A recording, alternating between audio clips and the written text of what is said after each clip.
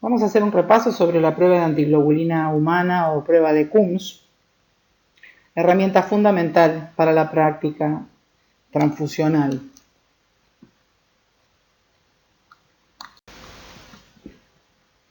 En realidad, quien describe la técnica originalmente es el Dr. Moresky en el año 1908.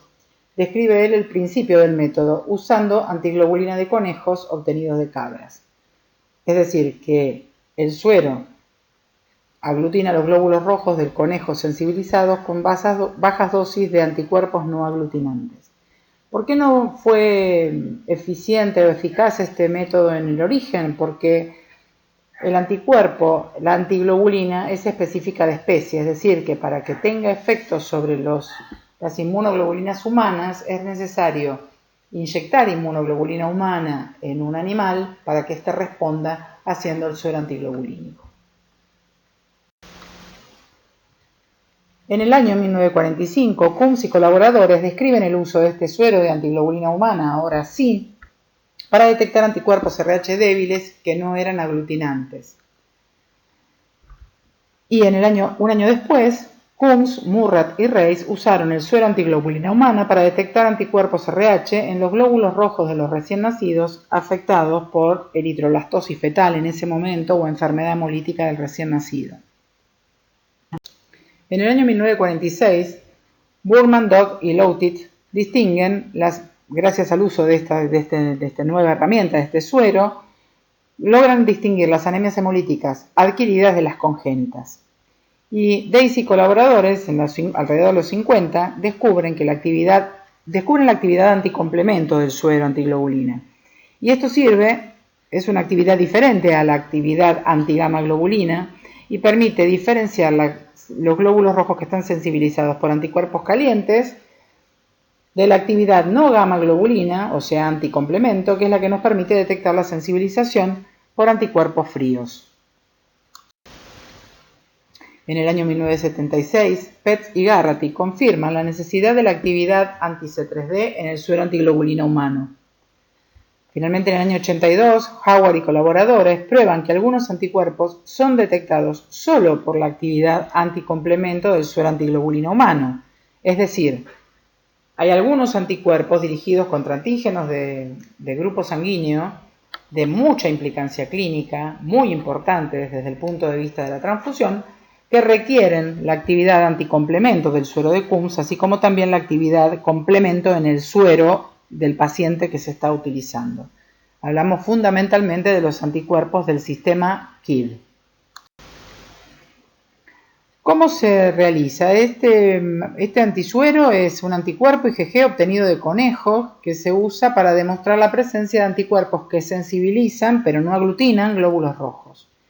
Es la herramienta más importante utilizada en los laboratorios de inmunohematología y en los bancos de sangre aún hoy en día.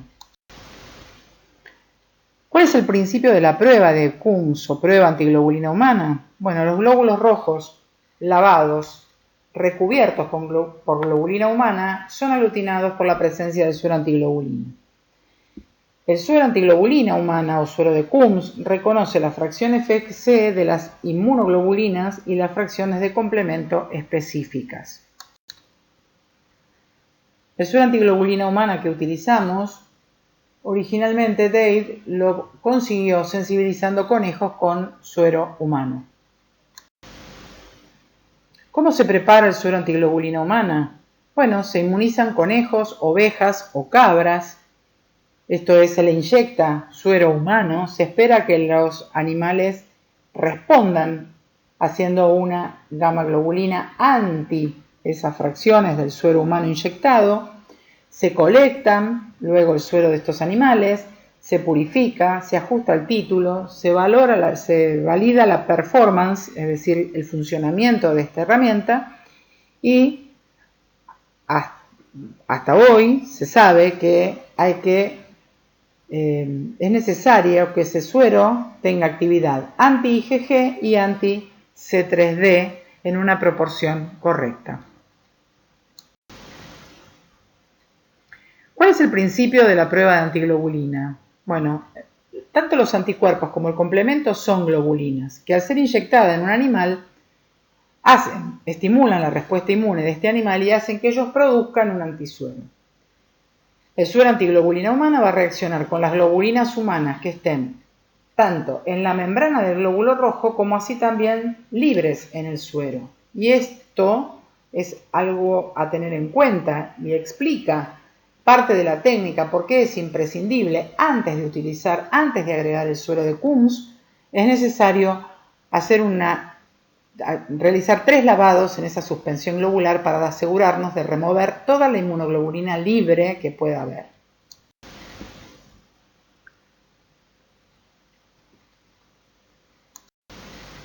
¿Qué tipos de suero antiglobulina humana conocemos? Bueno, de acuerdo a la actividad que tengan, se distinguen los sueros poliespecíficos. Estos son aquellos que tienen actividad hacia varias fracciones, tanto la fracción gamma, como es el anti-GG, anti-GM y anti-GA, como la fracción no gamma, que está compuesta por las fracciones del complemento.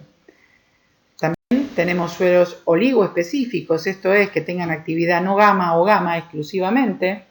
Y luego también tenemos disponibles los sueros monoespecíficos, es decir, aquellos que reconocen exclusivamente una fracción, alguna inmunoglobulina o alguna fracción del complemento, exclusivamente. Como saben, existen 2 formas de realizar una prueba de antiglobulina o prueba de Coombs. Una se llama prueba de Coombs directa, la otra prueba de Coombs indirecta. ¿Cuál es la diferencia entre una y otra? El lugar donde los glóbulos rojos son sensibilizados. Cuando los glóbulos rojos se sensibilizan in vivo, es decir, dentro de la circulación del individuo, esa prueba que nosotros vamos a hacer se va a llamar prueba de Coombs directa. Mientras que, si nosotros hacemos interactuar el suero con los glóbulos rojos in vitro, es decir, en el laboratorio, dentro de un tubo de hemólisis, dentro de una columna de gel, la sensibilización que vamos a detectar es una sensibilización que no ocurrió dentro del paciente in vivo, ¿sí? Por lo tanto, a esa prueba la vamos a llamar prueba de Coombs indirecta. ¿Cuál es la aplicación práctica de la prueba antiglobulina humana directa o prueba de Coombs directa? La prueba de Coombs directa es una herramienta indispensable para el diagnóstico de varias afecciones. A saber, la enfermedad hemolítica del recién nacido o enfermedad hemolítica feto-neonatal, la reacción hemolítica posttransfusional, tardía fundamentalmente, la anemia hemolítica autoinmune y aquellas anemias hemolíticas que son inducidas por drogas. Estos 4 temas son los 4 temas fundamentales sobre los que versa toda la materia. ¿Cuál es la aplicación práctica de la prueba de Coombs indirecta? Se utiliza para la detección, identificación de anticuerpos irregulares, para realizar titulaciones, para realizar pruebas de compatibilidad pretransfusionales y también para hacer la tipificación de antígenos en los glóbulos rojos. Este último apartado es lo que habitualmente hacemos cuando, utilizando un suero anti-D, un reactivo hemotipificador anti-D de tipo blend, donde tenga en esa mezcla una IgG anti-D, utilizamos para detectar las variantes débiles del antígeno D en aquellas situaciones en las cuales esto esté indicado, es decir, tanto en los recién nacidos como en nuestros donantes de sangre. ¿Cuál es la técnica? ¿Cómo se hace la técnica de la prueba de Coombs? En principio vamos a describir la técnica de la prueba de Coombs directa. Y lo que vamos a hacer es tomar una alícuota de sangre del paciente al que vamos a estudiar y vamos a realizar una suspensión globular dependiendo si vamos a trabajar en tubo. La suspensión globular debe ser al 3%. Si vamos a trabajar en microtipificación en gel, en tarjetas, la suspensión globular debe estar al 0,8%, pero en ese caso no hacemos lavados previos, sino que suspendemos los glóbulos rojos sin lavarlos en la solución de Lis. Pero la prueba estándar que todos debemos conocer es la prueba en tubo, porque donde vayan ustedes a trabajar, en cualquier recóndito lugar del país, la prueba en tubo es la prueba más utilizada. Las pruebas de microtipificación en gel van a estar disponibles de acuerdo a las condiciones de cada centro en el cual ustedes puedan tener acceso. Bueno, lavamos 3 veces esos glóbulos rojos con solución fisiológica, descartamos el sobrenadante, preparamos una suspensión al 3%, colocamos una gota de esa suspensión globular al 3% en un tubo limpio de hemólisis perfectamente rotulado, agregamos 2 gotas de suero antiglobulina humana, agitamos el tubo, centrifugamos durante 15 segundos a 1000 G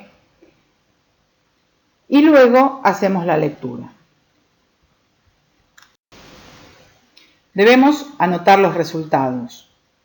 Si la prueba en esa instancia de la centrifugación inmediata, la lectura inmediata nos da negativa, para poder considerar que la prueba de Coombs directa es negativa, debemos agregar un paso que es dejar a temperatura ambiente durante 10 minutos la mezcla del suero de Coombs con los glóbulos rojos y a los 10 minutos centrifugarlo y leer. Si el resultado es negativo ahora en esta etapa, lo que debemos hacer es agregar una gota de control de Coombs. Centrifugamos durante 15 segundos a 1000 G y volvemos a leer. ¿Qué es el control de Coombs? El control de Coombs es una suspensión de glóbulos rojos que sabemos están sensibilizados, esto es que en la membrana globular tiene adheridas inmunoglobulinas, que se utiliza para corroborar la fase antiglobulínica de la prueba, esto es, si los lavados fueron hechos correctamente y si el tubo tiene efectivamente el suero de Coombs. ¿Por qué digo esto? ¿Por qué es importante? Porque si yo determino una prueba de antiglobulina como negativa y no lo es, puedo estar transfundiendo una unidad, si esto fuera el caso de una prueba de compatibilidad pretransfusional, estaría transfundiendo una unidad incompatible, y si fuese una prueba de Coombs directa, estaría dando un resultado falso negativo y con ello perdiendo una oportunidad terapéutica en el paciente. Este es un ejemplo, un esquema, como para que lo tengamos en cuenta. Los glóbulos rojos fueron sensibilizados in vivo y vamos a utilizar como modelo a un recién nacido. Esa suspensión vamos a tomar la muestra de sangre, en general trabajamos con una muestra de sangre de cordón umbilical después del nacimiento.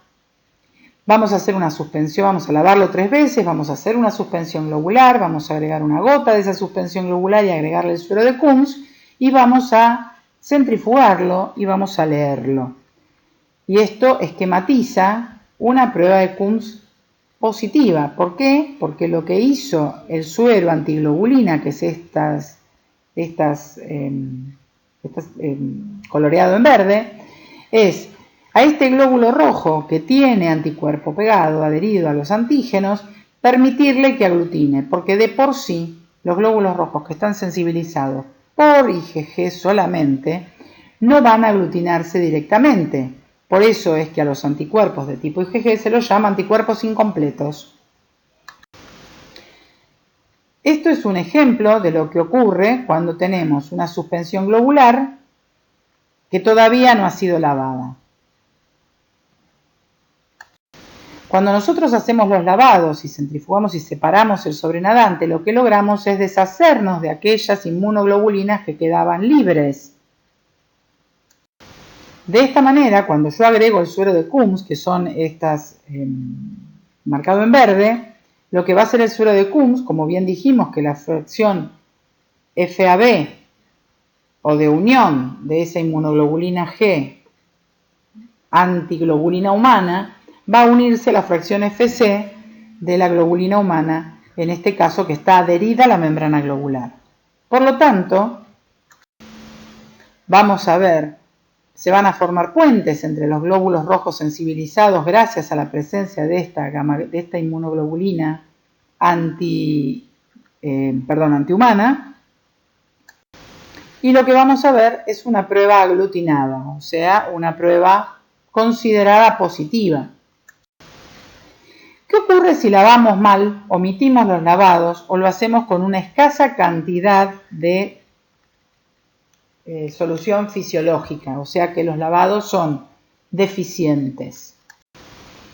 Lo que va a ocurrir es que van a permanecer inmunoglobulinas libres y cuando yo agregue el suero antiglobulina humana, la avidez que tiene este suero antiglobulina humana es mucho mayor para con la inmunoglobulina suelta. Por lo tanto, el suero se va a neutralizar con la inmunoglobulina suelta y vamos a tener un resultado negativo, donde no vemos puentes entre los glóbulos rojos, a pesar de que los glóbulos rojos tienen anticuerpos sensibilizantes. Esto explica muy bien por qué es imprescindible que los lavados se hagan de la forma adecuada, con la cantidad adecuada de solución fisiológica y en el tiempo que está establecido en la técnica. ¿Cómo se realiza una prueba de antiglobulina indirecta? En general, cuando nosotros hacemos una prueba de antiglobulina indirecta, lo que intentamos hacer es detectar la presencia de anticuerpos irregulares libres en el suero de un paciente. Para eso, lo que vamos a utilizar justamente es el suero problema para nosotros y le agregaremos, dependiendo nuevamente, estamos hablando de la técnica convencional en tubo. Por tanto, vamos a agregar una gota de suspensión globular al 3%, ya sea del panel selector o identificador o de la muestra del donante con el cual queremos hacer la prueba de compatibilidad con ese paciente, la unidad que hemos elegido. Y lo que vamos a hacer es pasar esta prueba por todos los medios y todas las temperaturas, porque lo que estamos haciendo es tratando de detectar si hay anticuerpos en la muestra. Por lo tanto, una vez que mezclamos el suero del paciente con los glóbulos rojos, ya sea de la bolsa que vamos a transfundir, del panel identificador, del panel detector, del padre, en caso de las compatibilidades conyugales, del padre del bebé, que esa gestante lleva en el vientre en este momento, vamos a centrifugar 15 segundos a 1000 G, vamos a leer y anotar los resultados. Una vez que hicimos esta lectura inmediata, a temperatura ambiente que nos permite detectar la presencia de IgM, vamos ahora a incubar esa muestra a 37 grados durante 30 minutos. Cuando hacemos esta fase de incubación tenemos que ser cuidadosos en que la temperatura sea la correcta y que el tiempo de incubación también sea el correcto. Vamos a ver esto más adelante. Una vez que terminamos el periodo de incubación podemos centrifugar esa muestra. Si es que la prueba en salino nos dio negativa, podemos centrifugarlo previamente a la lectura, anotamos los resultados y luego de haber anotado esos resultados, a esta mezcla la vamos a lavar 3 veces con solución fisiológica, vamos a descartar adecuadamente el sobrenadante y una vez que hayamos descartado bien ese sobrenadante, vamos a agregar 2 gotas de suero de Coombs. Vamos a centrifugar y leer y si el resultado es negativo vamos a agregar también en esta instancia, siempre hablando de la prueba en tubo, una gota de suspensión globular del control de Coombs. Vamos a centrifugar 15 segundos y vamos a 1000 G y vamos a leer. ¿Cómo tiene que dar el resultado cuando agregamos el control de Coombs? Para validar la fase antiglobulínica de esta prueba, el resultado debe ser positivo. ¿Qué nos asegura que el control de Coombs dé positivo? Que el Coombs funcionaba, que no había sido neutralizado porque hayamos hecho mal los lavados y que el Coombs estaba agregado a esa muestra, a esa prueba, perdón, ese ensayo, a ese tubo. Si el control de Coombs nos da negativo, queda invalidada la prueba de Coombs. ¿Por qué? Porque quiere decir que o omitimos colocar el suero de Coombs, o el suero de Coombs que pusimos no estaba funcionando, o hicimos mal los lavados y el suero de Coombs se neutralizó debido a eso.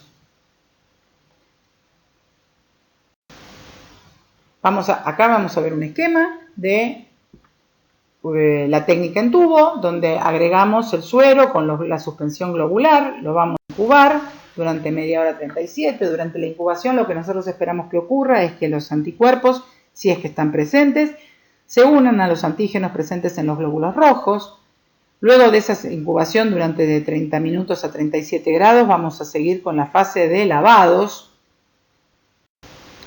Entonces vamos a hacer los 3 lavados de rigor previo al agregado del suero de Kunz.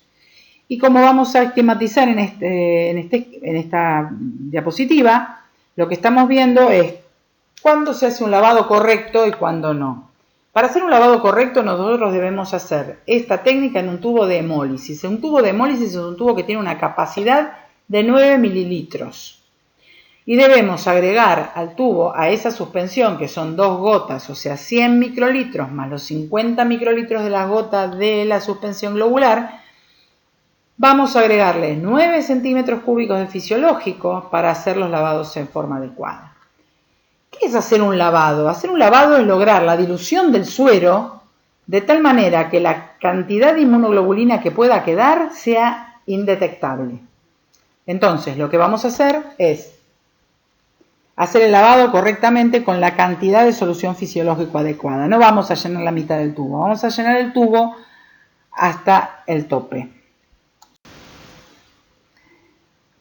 Cuando agregamos la solución fisiológica, lo que tenemos que hacer ahora es centrifugar. ¿Para qué? Para lograr que los glóbulos rojos vayan al fondo del tubo y poder descartar el sobrenadante, que es la solución fisiológica, que va a tener, además de la solución fisiológica que pusimos, las inmunoglobulinas libres que se desprenden. Una vez que hicimos el lavado, vamos a hacer lo mismo que antes. Vamos a colocar otra vez solución fisiológica en cantidad adecuada para hacer el segundo lavado. Previo a esto tenemos que resuspender adecuadamente el botón que queda en el fondo del tubo. Vamos a centrifugar nuevamente. Cuando estén los glóbulos rojos pegados en el fondo vamos a descartar el sobrenadante. Acá pueden observar que la cantidad de inmunoglobulina que vamos a descartar es menor, ¿sí? Vamos a volverle a agregar ahora otra vez solución fisiológica en cantidad adecuada y vamos a volver a centrifugar.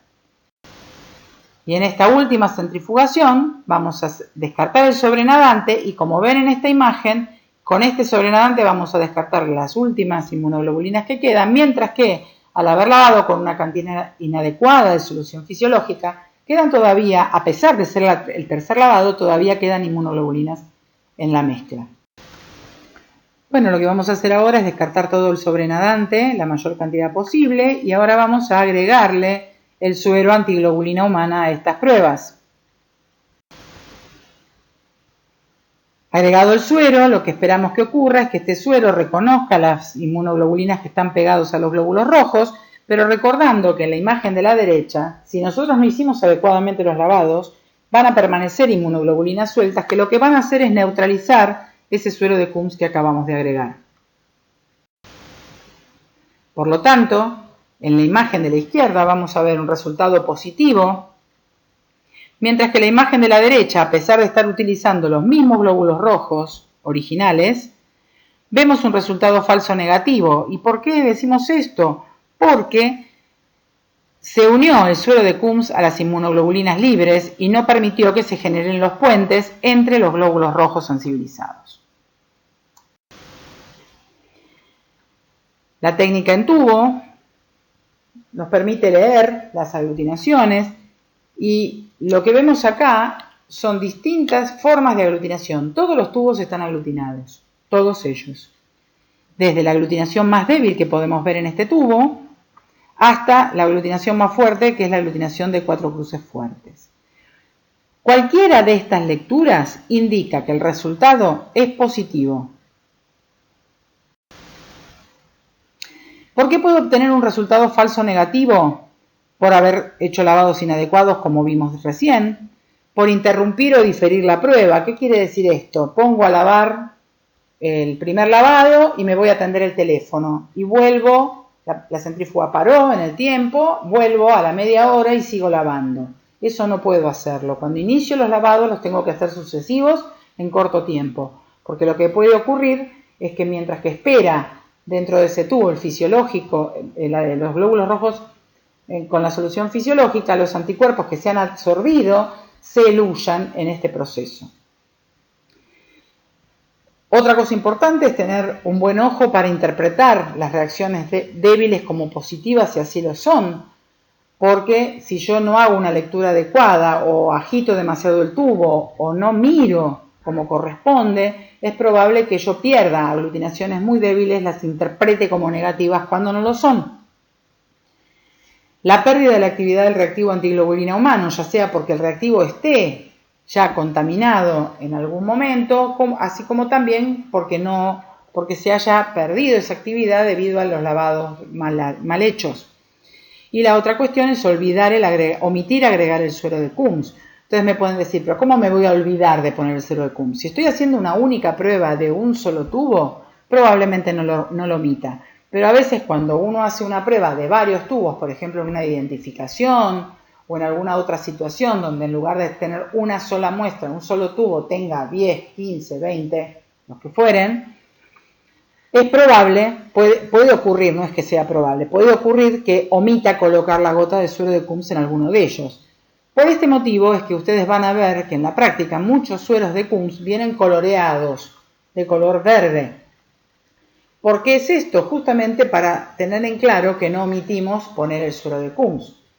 Una observación al margen. Fíjense ustedes que únicamente hay 3 reactivos inmunohematológicos que tienen coloración, que son el anti-A, el anti-B y el suero de Coombs. El anti-A es azul, el anti-B es amarillo y el suero de Coombs es verde.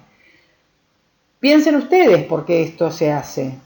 Evidentemente, esto tiene que ver con la importancia que tiene la detección, la presencia de estos antisueros en las mezclas para poder detectar la presencia de esos antígenos A y B, en el caso de la henotipificación ABO, o el suero de Coombs en los tubos, porque si yo no me doy cuenta que está puesto el reactivo, porque no está coloreado, y no me doy cuenta que si está puesto o no, puedo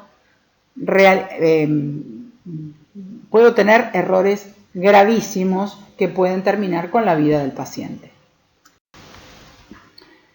Otras causas de resultados falso-negativos es sobrecentrifugar o centrifugar de menos, una subcentrifugación. ¿Por qué ocurre esto? Si yo sobrecentrifugo demasiado la muestra, cuando necesito hacer la lectura para poder despegar el culote de los glóbulos rojos del tubo, voy a imprimirle mucha fuerza, y si hago mucha fuerza o lo agito demasiado, es probable que si la aglutinación era muy débil, la pierda en este proceso. Lo mismo puede ocurrir si la aglutinación va a ser débil y no lo centrifugo lo suficiente. La centrifugación previa a la lectura tiene como objetivo hacer que los glóbulos rojos se acerquen lo más posible entre ellos para que se permita la unión de los puentes, se permite el puente por la presencia del suero de Coombs. Si yo no logro juntarlos lo suficiente, los tubos en el fondo del tubo, a los glóbulos rojos, perdón, en el fondo del tubo, puede ocurrir que tenga reacciones débiles que no llegue a verlas. La agitación inadecuada, como decía, si yo agito el tubo muy fuerte y mientras que lo agito estoy mirando para el costado y contándole a mi compañero la película que vi anoche, es probable que me pierda de la reacción, de ver la reacción. Cuando nosotros decimos que una técnica en inmunohematología es algo así como la repostería, ustedes saben que para la cocina, si no saben les cuento, que a la hora de cocinar, cuando yo tengo que cocinar platos salados, es posible que no tenga que ser demasiado estricta con las cantidades y con los tiempos. Pero cuando yo tengo que cocinar una torta o hacer algo en repostería, para que eso funcione, para que salga adecuado el producto, necesito ajustar muy bien las cantidades y tener en cuenta esto. Lo mismo pasa con las pruebas inmunohematológicas. La concentración de los glóbulos rojos muy alta o muy baja hace que la oferta de masa globular al suero varíe. Para que una prueba sea efectiva, debemos aportarle una parte de masa globular a 66 partes de suero. Y esto lo consigo poniendo una gota de suspensión globular al 3% con 100 microlitros de suero.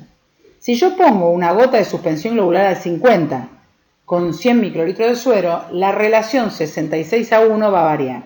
Por lo tanto, esa prueba no va a tener la concentración adecuada y puedo tener resultados falsos negativos. Lo mismo me pasa si yo tengo un suero con una alta concentración de IgG. ¿Y por qué? Pensemos, Si tengo mucha cantidad de IgG, es probable que los 3 lavados que hago previo a la colocación del suero de Coombs no sean suficientes y yo tenga que lavar más veces. No sean suficientes y como esa concentración era tan alta de la IgG en el suero antes de los lavados, todavía quede suero remanente a pesar de haber hecho los 3 lavados con cantidad suficiente de solución fisiológica. Otro tema es el pH de la solución fisiológica. Cuando la solución fisiológica está por debajo de 6, se disminuye la sensibilidad de la prueba. Hay que tener en cuenta que estos que vimos recién hasta ahora eran las causas de resultados falsos negativos de la prueba de Coombs en general, ya sea directa o indirecta. Ahora, en la prueba de Coombs directa hay condiciones particulares de esta prueba, lo mismo que vamos a ver para la indirecta.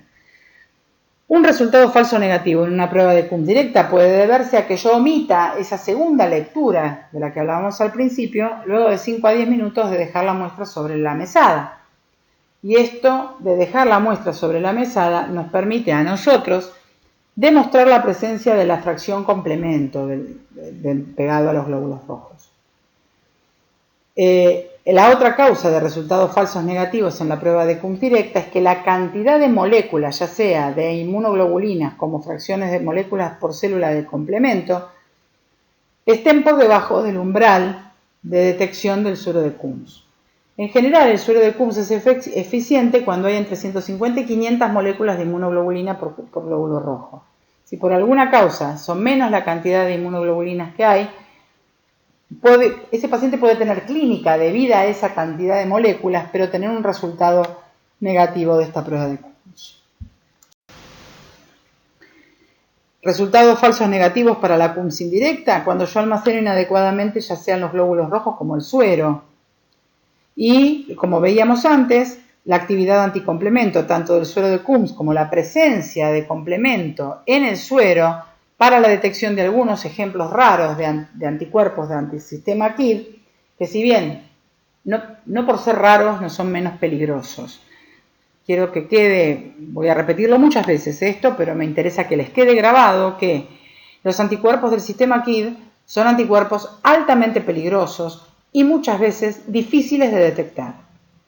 Y 1/3 de todas las reacciones hemolíticas posttransfusionales tardías que ocurren se deben a la presencia de los anticuerpos dentro del sistema KID. ¿Cuáles son las causas de resultados falsos positivos de la prueba de antiglobulina? Bueno, usar glóbulos rojos que ya están autoaglutinados o que están poliaglutinados.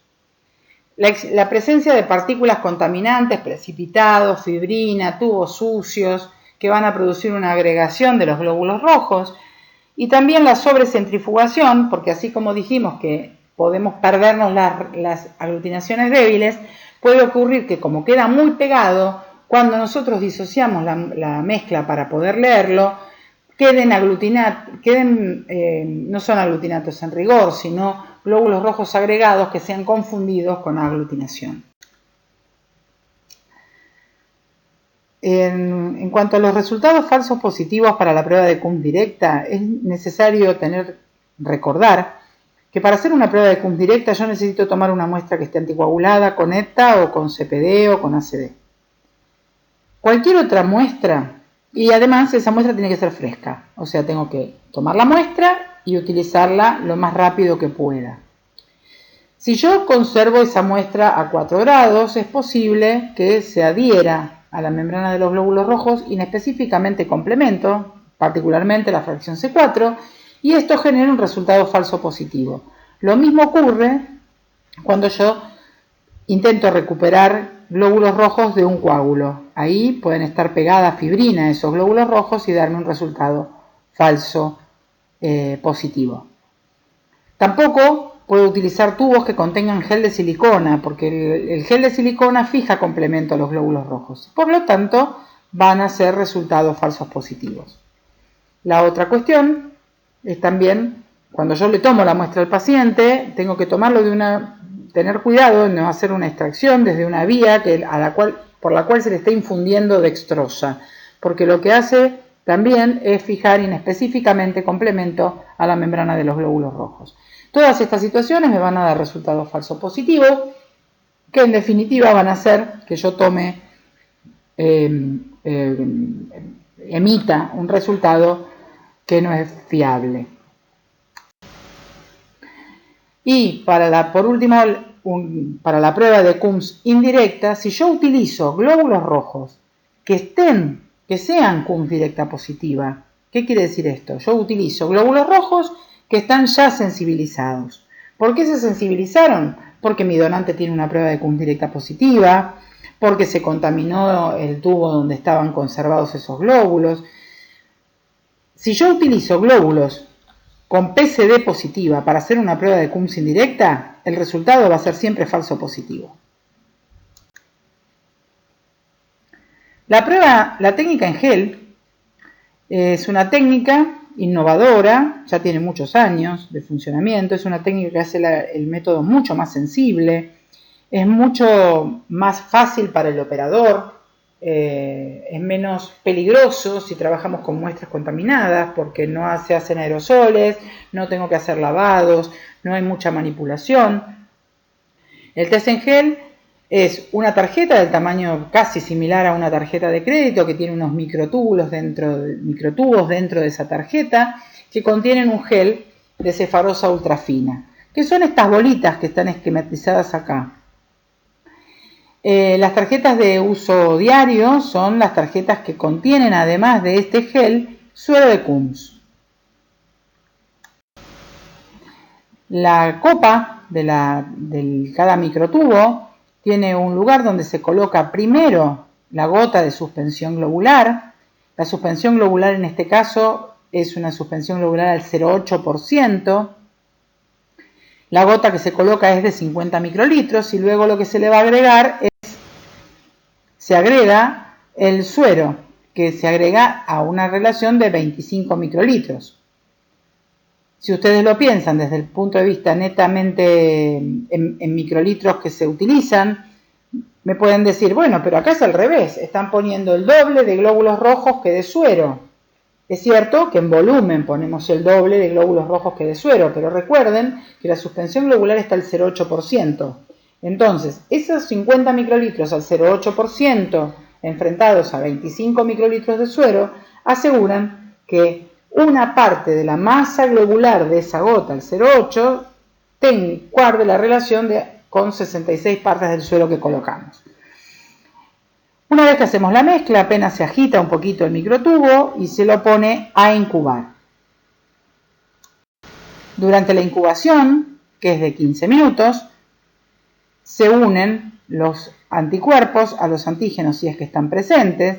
A tener en cuenta que esta suspensión del 0,8% se realiza en un medio de baja fuerza iónica, en un medio de LIS. Luego de la incubación se pasa al siguiente paso, que el siguiente paso es directamente la centrifugación. Acá no se hacen lavados. ¿Y por qué no se hacen lavados? Porque lo que ocurre es que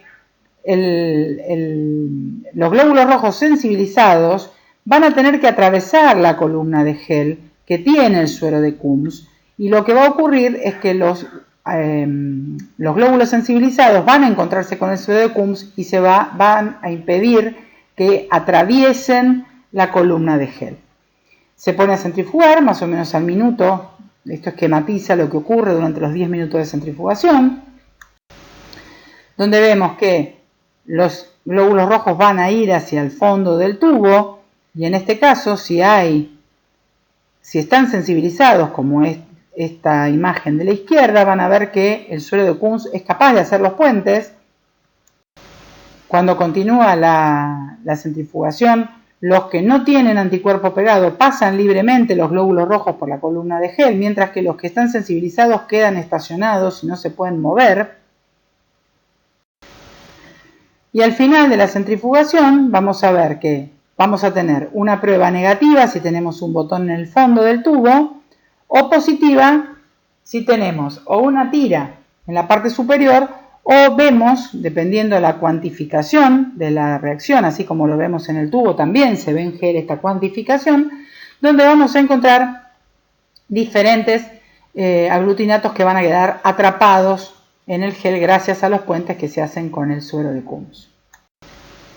Esta es una foto de una tarjeta y de un microtubo y una foto ampliada de lo que vemos. Estas son las bolitas de gel de cefarosa ultrafina y esta es la mezcla de antígeno-anticuerpo que no atraviesa por el tamaño, no es capaz de atravesar la matriz de gel y quedan de esta manera fijados.